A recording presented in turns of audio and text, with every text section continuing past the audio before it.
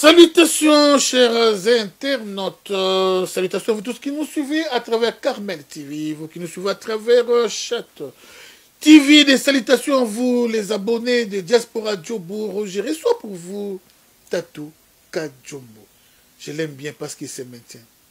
Ils ont battu Babanda lobby, Basila Peka lobby. Mais yé, naebi lobby, naebi pesou les lois ali, to yebi te soka batama si ma mort ou comment. Alors, ma solution, Kati Bélé, vraiment, tout solo là, Lélo. Je m'en vais d'abord saluer mon invité, Tatou Kadjombo, Tatou Kadjombo, bonjour. Bonjour, sans rival. En tenue toujours de Mobutu. C'est la nostalgie maréchal, hein? Mobutu avait une personnalité particulière qu'il faut le reconnaître. Mobutu a donné une marche à ce pays qui était honorable à ses débuts. Mais il n'a pas échappé au complot ourdi par les Belges. Ils ont pris Mobutu, ils ont fait de lui un engrenage de politique malsain à pouvoir maintenir le Congo dans une situation chaotique. Au début, il fallait faire admettre que Mobutu était un homme bon et qui pourrait amener le pays à bon port. Ils ont laissé l'économie florissante, avancer avec Mobutu, il a fait des constructions pour se faire aimer au départ. Après, ils ont activé la machine qu'ils préparaient. Il c'est qui? Les Belges. Ok. Ils ont activé maintenant la machine. Et Mobutu, en ayant le goût du pouvoir, qui prenait des ascensions indémesurables, Mobutu, qu'est-ce qu'il a commencé à chercher? D'abord la gloire. Et cette gloire-là a mené où? Au fétichisme. Et vous savez, dans ce monde là-bas, il y a toujours des conditions à remplir. Il y a des choses. C'est ainsi que vous allez remarquer, après sa mort, même avant sa mort, ce pouvoir-là qu'on lui a donné a commencé à récupérer les enfants de Mobutu. Même après lui, ça a continué à récupérer. Le plus grand rescapé aujourd'hui, c'est Zanga. Vous voyez? Et donc, même quelqu'un d'autre qui... il semblerait qu'il soit contesté par les autres, Zitikoli, qui est député, mais quand je le regarde, c'est copie conforme de Mobutu. Et donc, Mobutu faisait d'autres choses par sursaut d'orgueil. On sent que je suis le Barcel, je suis fort, je sais faire. Il fait, et ça entrait dans le registre du profit populaire. Je crois qu'on va y revenir parce que dossier Masoluza Kati. Et Benito Kobeta Kadjombo, vous avez fait le théâtre. Tout le monde qui a fait le théâtre depuis temps, ya Papa Kwedi, Binonyo Sobanini, qu'est-ce qui t'a poussé à apprendre, à avoir les goûts de la politique? Parce que, aux Salasiko, aux Nakatia politique. Mais, tes anciens collègues, tes amis, Bazana Babatika na art, mais yo kotiming na politique. Nini et poussé yo kota mingi na politique. Batu balingaka de koye bate mutu. Généralement quand on arrive à Kinshasa, c'est ce qui se passe malheureusement. Et il faut le dire aussi, hein, au Katanga là où j'ai grandi, où je suis né, et ça m'a rappelé Ndegewan. Il arrive même des gens à ces jours. Aboya Kaye Bakirka Zombo, c'est un universitaire qui a fini avec succès universitaire. Il y a jusqu'à ces jours où les gens m'ont combattu au niveau du barreau pour dire non, c'est-à-dire, hein, yo tangi aussi dit si c'est ça la condition, au sanitaire c'est réussir et puis tout le reste. Mais on y va tout souvent se pénétrer bazarana yo. Et ils disent même de leur propre bouche, ah, au moins il y a ce qui est zaboui. Donc on va choisir les logos yo comme ça là. Pourtant, la salle linguistique, la salle gestion des entreprises, la salle droit. Moi, na botami na osala dessin na ibi ango bien. Na lobango plusieurs fois na katanga kuna ba meilleur tout ça qui 3. Qui léché ngai na lo ambale normand. Na sala musique. Biloko nyon sozo moneza ba décoration télé, c'est moi, je le fais. Il n'y a pas, quand vous venez vous admirer, c'est moi, je le fais. Le problème c'est que je n'aime pas aller le faire chez autrui. Je n'aime pas que ça soit un métier dans lequel il n'est pas à tout ça là. Maintenant, voler mon souci, il y a question. N'a pas la politique. D'abord, Nazali jeune. Banoma Kingai, commissaire au compte et protocole municipal. Na commune à Katuba. Et Sika, tu fanda kanaba musée Laurent Désiré Kabila. Ngana yeto zalaka, quartier Moko, Katuba 3. Je suis ici à Kinshasa hier par l'entremise à Moutomb Tchibari. Vincent Moutomb Tchibari. Voilà. Nayebani na famille. Il est encore vivant, lui. Oui. Il est encore vivant. Il paraîtrait qu'il serait en Chine, hein? Je ne sais pas trop bien. Alors, Nayebani na famille, très bien. Et puis, pire Ngaï na famille, et ça d'apeto. Tant on a zoloba, à Ouyok à témoigner, d'apeto. Et le reste, je les connais tous. Et donc, Gouya kokota na politique, tango bachebiso na temps, il y a un père, protocole, hein, et commissaire au compte, j'ai évolué, parce que j'en avais les compétences. Après, Balobi va restructurer ma Kambouna, comme les coordonnateurs urbains, il y a FENAT, Fédération Nationale de Théâtre. Mais dans ma tête, il y avait quelque chose qui bouillonnait. Les séquelles, il y a tribalisme, yo, te connaîtra. Na yebisa batolabi, so tali ne longi nanga ita chose à la kawa. Basalaka complot toza na rue Kassapa, numéro 49. Balobi baluba wana, foko boma bango. Babetanga mouelon. Les gens, quand ils m'entendent parler, ils pensent que là, ça va blague ngaï. Les gens blaguent ici, sont en train de croire yo yo yo makambolo le sana ngona monoko parce qu'ils n'ont pas vécu ça. C'est parce qu'on nous interdit, il y a kobimisa ba image ya passé. Yangwana batu mususu batuna ka ndenge nini na benda kana zolo ba bebisanga depuis 1968. Nazaki mutoko kufa. Mon jeune frère est mort, on l'avait enterré puis c'était tout. Et si j'ai dit comment il est mort, vous n'allez pas aimer ici. Alors je me suis dit, mais pourquoi on fait ça? Là, c'était les Belges qui avaient instrumentalisé les politiques katangais à s'en prendre à une tribu. Et puis, les gens se sont remis, ils ont commencé à bien vivre. Nous, on a été victimes parce que au botami na famille oyo eza na parents moko katangé moko kasaye bango baza ko sepelate, ils avaient même sorti makambo ya que 100% katangé. To évoluer Mobutu yeko sala yango. S'il vous plaît, le cimetière le plus long est celui où on a intérêt les Baluba. Kobanda Kaka Likasiti, il est beau. Que les gens cessent de dire ici, non, Balouba va exagérer. Il n'exagère pas. Je n'ai pas vu une seule tribune à Congo où il y a quelque part. Toutes les tribus vont avoir faute de défaut à Bango. Vous ne pouvez pas dire que défaut ni mutu oyo bazali oh asa orgueil est-ce que ça défaut oyo ukoko beko so mutu bokangi na singa batumbi. Ah oui, il y a solo. Je vais terminer. Nakomaki hostile contre la pratique à Mobutu. Depuis à Salama Kamboana, avec la brigade mobile, ils ont accompagné ma frère, ma frère Moussous. C'était l'armée qui était en train de faire ce travail avec les Polonaïs du Katanga.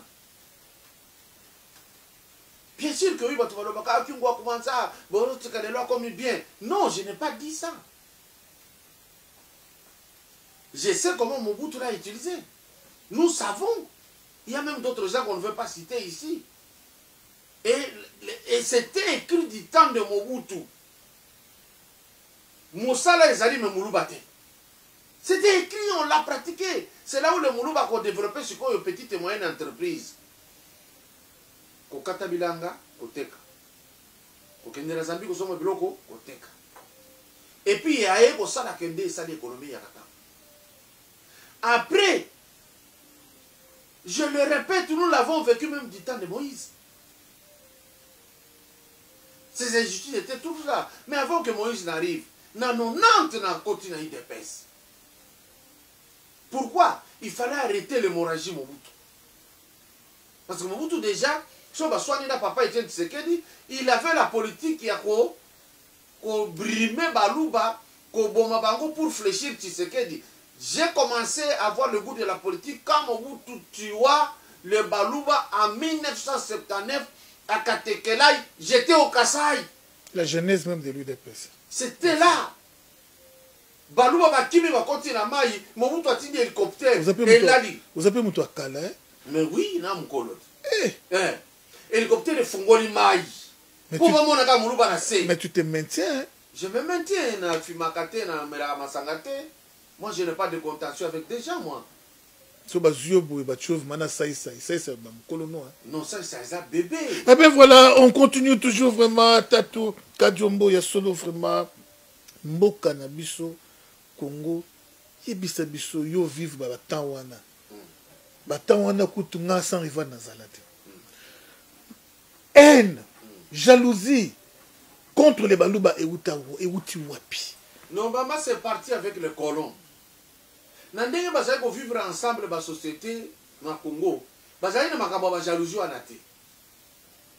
So di bana ya bobangi bangala. Tu vois?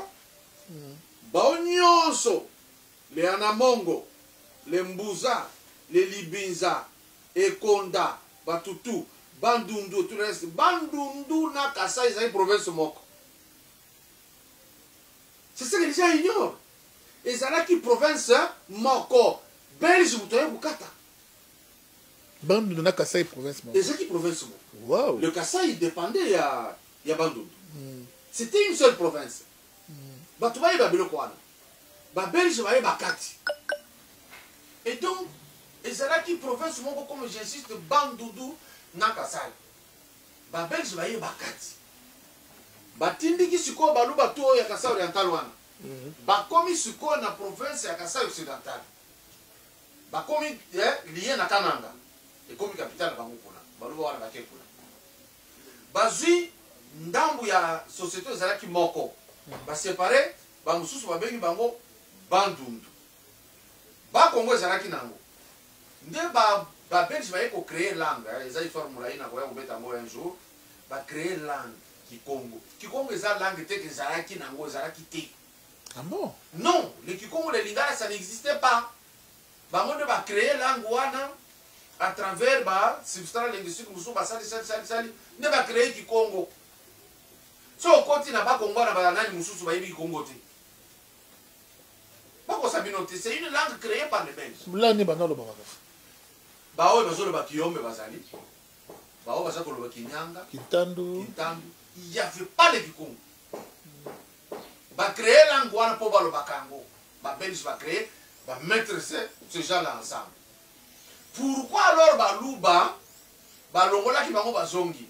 Parce que Bambala, Bayanzi, Basuku, Batumususu, Bandimaki Koloba Kikongo. Moulouba Boy. Quand Moulouba Boy, Bamoni est têtu. Et Bandeliaguana. Bameki Moulouba lisusu ya tikalaki na kotea Kananga. Yé kutozaka très têtu. Aboyi. Encore le chef qui existait là, car la maman on a été puissant. Bameki kolobisa koloba Swahili. Baboyi. Nde ba saleli bango Grand Kasai. Avec comme capitale Kananga. Nde belge lobi batoyo. Aussi, Totoga déjà Kananga pour la formation militaire, école, Yaminene, tout ça. C'était là. Là où on a formé même Kassabou. Là où on a formé le Mobutu. Mais comme bateau va compliqué, tout bloqué l'infrastructure. Maïté courante. parce que bazoboya makambo belge azolo. Et maintenant tant on va que ça la misala ba ko trouver que non il faut les prendre baza makasi ba yé ko tia bango côté ba Congo ne ba ko sala titre bi ya yombe voilà baluba Tchela c'est la femme Muluba. Ah bon Histoire on tombe tango jour sous ça alors tant ba tikali kuna ba zo sa misala baluba ko ba to ba réclamation. Tu comprends?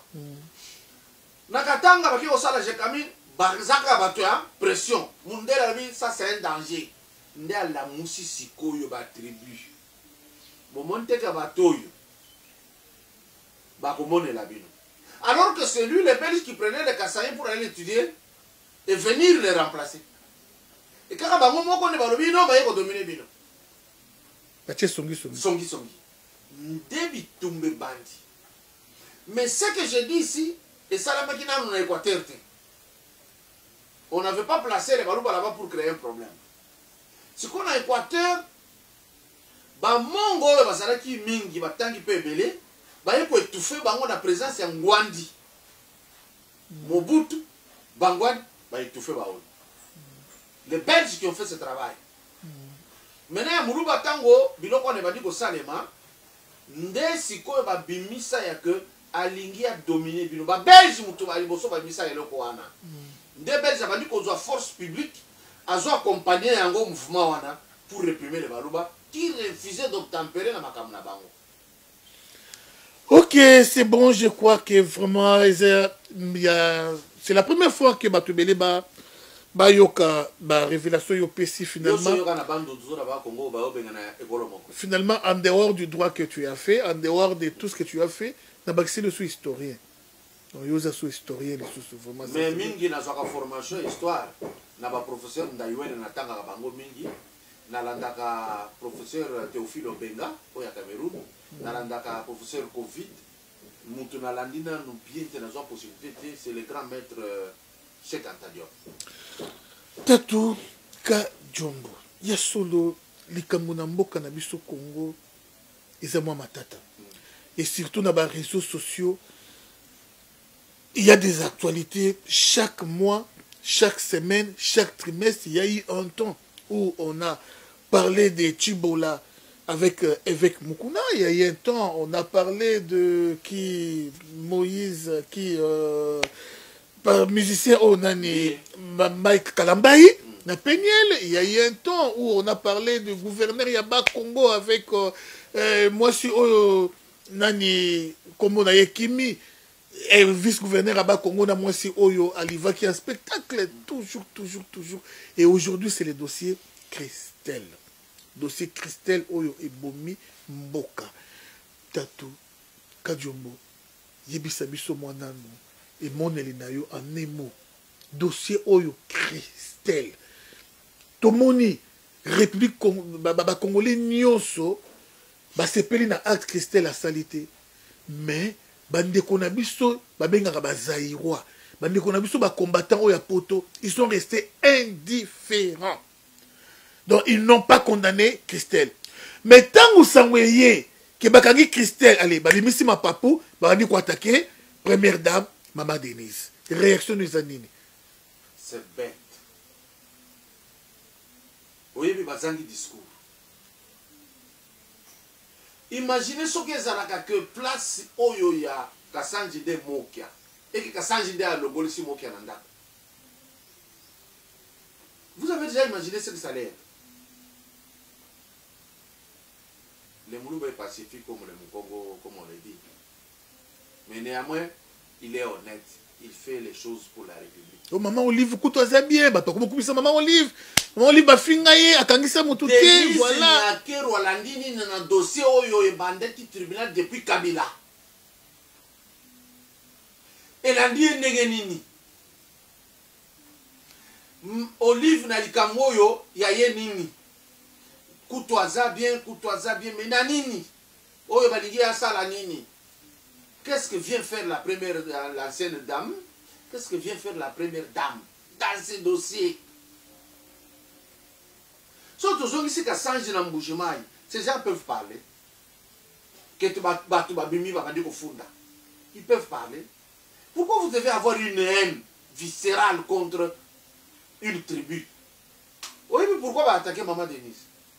À Bali Mouloudou. C'est tout. Est-ce que ça vraiment mbala ya liboso bazolo bona mutu na ndako balongolaka chamala wakamwanya na ndako alela maya misu chamala pauvre chamala il est déjà mort qui était la deuxième personnalité de ce pays nata musée mutu asala effort po azonga na ndako c'était Kamere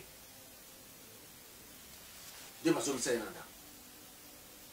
Est-ce que Zali les lots vraiment tout le monde a jugement il a dit donc en fait que je ne m'embrouille pas les dossiers Kassanji Sambina Mokia Félix n'était pas encore président de la République. Nyakeru Denise n'était pas la première dame. Dossier bandit depuis Wana. Et il faut toucher bango dengeni ba ndeko. Et toucher bango na Cameroun et bandeli wapi. Lorsque le président Félix Tshisekedi a remis Bafungoli hôtel ya Fayulu Bakangaka na Kabila. Voilà. Ces gens n'ont pas admiré. C'est le même président Félix que vous injuriez. C'est la même première dame. Azaraki. Là, vous n'avez rien dit. Faden House. Ah, on va découvrir que Biloko y activité, Maman Oli faisait pour foutre à importer. Diaspora Zawad. Pourquoi ça ne les intéresse pas? Et comme que Kassanji Abimi, les longs de Baligi Kassanji Mouroubar, c'est faux, leur problème. Sujet à Taïza Moussoussou. Balukaka. Comment va Komakaka toucher famille ou à la présidentielle? Quand ils disent ça, ils mentent. Ce n'est pas parce qu'ils aiment Kassanji, c'est faux. Ils ne l'aiment pas. S'ils avaient l'amour, le seul aéroport est à Lukuta, c'est à Kassai Oriental. Et Boukana, pourquoi ils ne parlent pas de ça depuis Kabila est là? Ils n'ont jamais parlé de ça. Maintenant, Tamponi a fait l'aéroport là-bas. Il a fait l'université, il a fait tout le reste. Ces combattants-là n'ont rien vu. Ils n'ont rien vu, ces gens. Les dossiers Mbemba, Yemoko, famille, Funda, Ponabiloko. Pour Langote. Parce que le nom a lobby. Justice c'est pour qui qu'on sait là que Babote Mbemba Biloko tout na famille. Bakoloba Kaka. Félix, pourquoi? Parce que tout simplement les petits frères Yambemba, Azamutu, Piria, président Félix. On veut toujours lier des histoires. Papa, que ces gens cessent leur blague. Il y a quelque chose qui les attend là-bas. Et vous avez dit ça, tant qu'on va avoir un vaccin, tant qu'on va avoir une puce, tant qu'on va avoir une justice sur Yawa. Tu vois, la même mentalité. Parce que Ngoï Kassanji n'est pas au premier forfait. Il y a seulement vraiment évoluant vraiment Tatou Kadiombo. Les Kamuna. Plainte Yangopé, ce n'est pas Maman Denise qui a porté plainte contre. Pardon. Contre Christelle pour votre information. Et c'est Maman Denise. Oui. Pardon. J'apprends à ces gens que moi qui a récupéré 2 villas, un immeuble à Mounene Oyoyi à 16 locataires naïe, na Oyo Rubero Azaki Nakati. Pour l'année Bango Balobaki te que Kabila Moutasali, Koutou Mama Oliva Zabien. Balobaki te pourquoi? Parce qu'on récupérait Bandako, Abandan on a appelé le président Félix Té.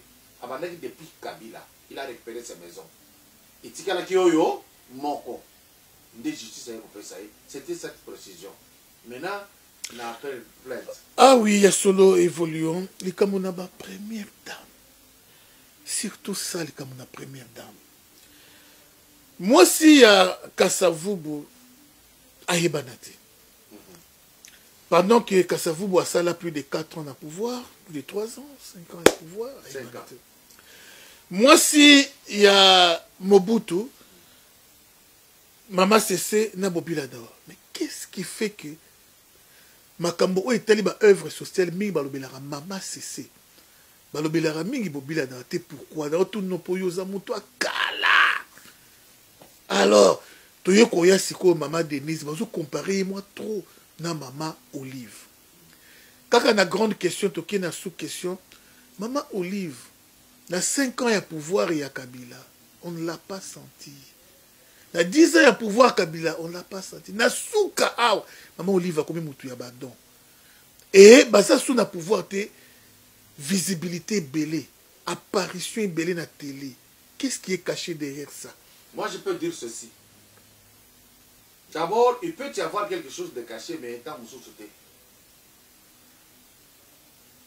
Qui n'a lingi gratuité. Ba pesaye. Rappelez-vous, quand on a eu Lumbashi na yawa, na kuti terme moko ba obengango sopeka. Sombelanga. Sombelanga, pesanga, tabilanga. Un peuple comme ça ne peut pas voir loin. Du fait, vous t'allez bien. Télévision, ça qui tous les jours. Maman Olive, on t'a regardé sur les cam. Jusqu'à ce qu'Olive s'est fatigué. Les artistes, ça y est, passe. Il y a une émission pour réclamer. Les Chinois aiment la gratuité. La seule différence, pour la misalaté. Il y a des pays plus pauvres que la RDC. Bazar la mentalité mabe ya kosenga. Matolo. Bokoli nango bana, bokoli nango binomoko bozo continuer nango. Le problème avec ces gens, balobi Olive fait ça bien pour na koper ça. Mais entre nous, Olive fait ça là-bas donc. Mais elle n'a pas fait les dons à tout le monde. Outaki kosala une émission nangai olobi aponaka. Vous comprenez?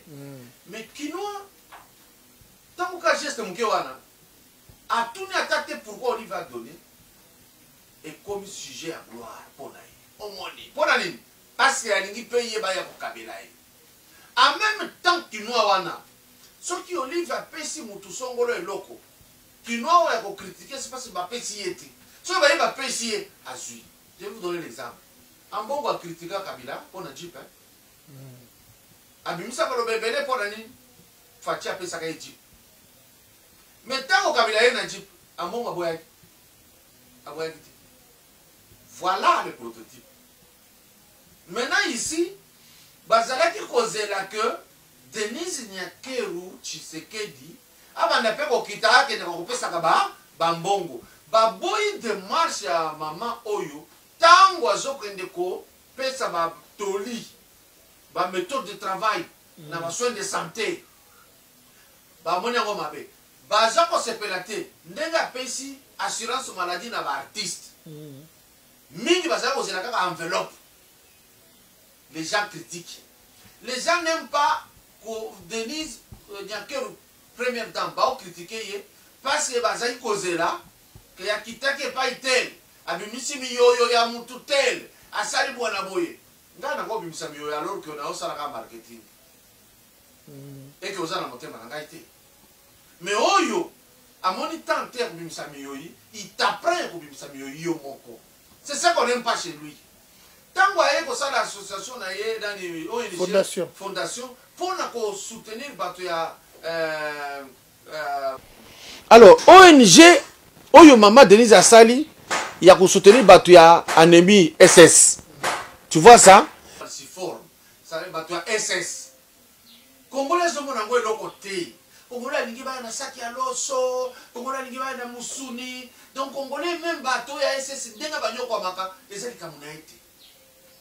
Mais moutou ya famille à SS. Aïbitina et l'okoana. En clair, hein? Balinginde, Maman Denise, Azala avalé le mouvement Olive Salak. Balingi alanda Oliza ya pesi ya pesi et comme on la concurrence. Non maman Oliva zwa ki tant na mbane ya kozwa mbongo Denise azana mbongo wana te attention que azui maman au sala mouvement wana te ko landa système wana te la da biloko ya structure ya bien ya sanitaire ndeko salaka pourquoi parce que ndeko sala ya salaki a continuer ici à maîtriser. Maman Denise aza commerçante te maman Denise aza sportive te. Maman Denise Botika est tranquille. Ah oui, je crois que Tokomi na suka émission na biso peut devoir à domicile Bolanda. Ba enoso oyo Olive lembe akenda ko assister bo luka boyi baba province na bango dadi di kambala province nini tel boye mais tango de ko na biso lukuli akufa qu'est-ce que maman Olive akendaki point d'interrogation papa ngalufa yo wana za ko belaka maman Olive akei tribalisme ce n'est pas vraiment important. Alors tokomi na suka nini isengelaki oyebisa bayi nyusu balingaka yo na bayi balingaka yo te na moment oyo olobité message na suka lelo. Alors c'est ça, ngala osenga na maman Denise alanda mouvement en athée, hein, ce n'est pas ça, on doit nous apprendre à travailler, à pêcher pour ne plus avoir faim que de nous donner le poisson chaque jour. Eh bien merci, vraiment merci, je dis d'abord merci à mon invité et merci à vous tous qui avez prêté attention à cette tranche biso toza bato tozwaka ba voix ya sans voix bato oyo bazana makambo ebele balobaka biso bimisaka ngo na kwasa neti lelo makambo bato bazoloba bato balingi vraiment coalition FCC KHT bato balingi na bango mote et bato ebele vraiment balingi na bango kombo ya bato ba FCC wana te balingi na bango ya mote. Alors démarche oyo tambo mwamba na mabunda baké kosala na poto et ko aboutir na maman échec parce que oeza vraiment ta ya suka zamba sa rejeter ne bango zamba rejeter ne FCC tout ce que vous allez faire et ko aboutir quand na échec et simba na ngo karaté. Donc président Félix oeza tanae tango zaki ta ya Mobutu il a 2 ans 3 ans ya pouvoir ata au mati au kiti ata au sali ndenge nini ata au sekwisi président des États-Unis akufa ki au sekwisi alingaka la chaîne ka Mobutu te po ezala kitana ye tango tane pe komaki na suka akei. Alors inutile ya ko conjuguer ba effort ebele pour na ko nuire le régime ya Fachi et simba te et ko simba na ngote Denis Lesi inutile ya ko bimisa ba prophétie nyonso zo bimisa ya lokuta ko bato basi ba yebi pe ba comprendre na yo que aux nos besoin ya lipa mais régime o ya Fachi za régime ya bikabela mwazate ko sombaka ba moral bato soki ndeni te c'est la méritocratie méritée aux huit. Alors vraiment pas trop de commentaires, tous ensemble, tous simba na maboko derrière moi na mboka Félix Antoine Tshisekedi mboka na biso ekoko de liboso tokutani mbala ya sima. Encore une fois je dis merci à mon invité Babi Tatou Kadjom. Merci beaucoup. Merci.